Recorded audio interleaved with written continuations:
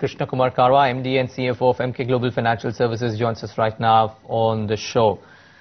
Good having you. Thanks so much for taking the time out, Mr. Karwa. This is Neeraj here. Morning. What's the sense really? It's looking increasingly Good morning, weak, Neeraj. wherein the numbers really haven't done too much of justice in terms of the large caps, apart from maybe a couple of outperformers. How are you reading into the markets currently? See, I mean, the markets have been careful and cautious, and of late we have seen some disappointments, and it has got reflected. But if you see, most of the large caps are well researched, and so many of the weak numbers were kind of even discounted. But there have been some disappointments. If you look at in various sectors, there have been some stocks which have delivered good performance, and then some which have not been able to maintain the same tempo. So I think it's a very stock-specific kind of market which is developing, and in some cases where the results, poor results were already discounted, we have seen a sharp rally in some of those stocks.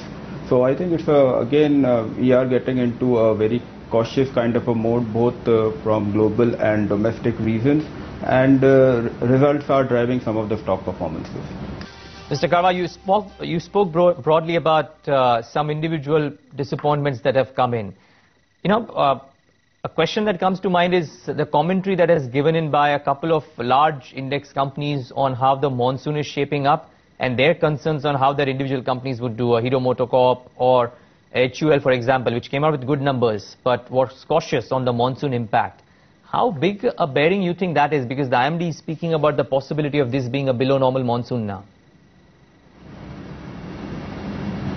Yeah, I mean, a poor monsoons could be a big dampener going forward, and so that's the rural India consumption story has been what has been driving many of our a major part of our economy in the last few years. And if there is a poor monsoon and its consequent impact on rural consumption, could impact the prospect for many of these companies which you mentioned. So there is this element of caution which is there in terms of the investors themselves, in terms of how many of these domestic consumption stocks would perform going forward.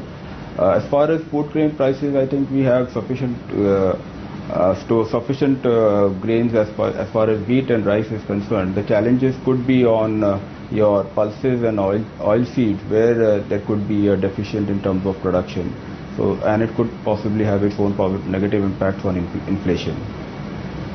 KK, does it seem like increasingly we are falling in line with the global markets, and at least in the near term, it's the global world which is going to be dictating how Indian equities perform?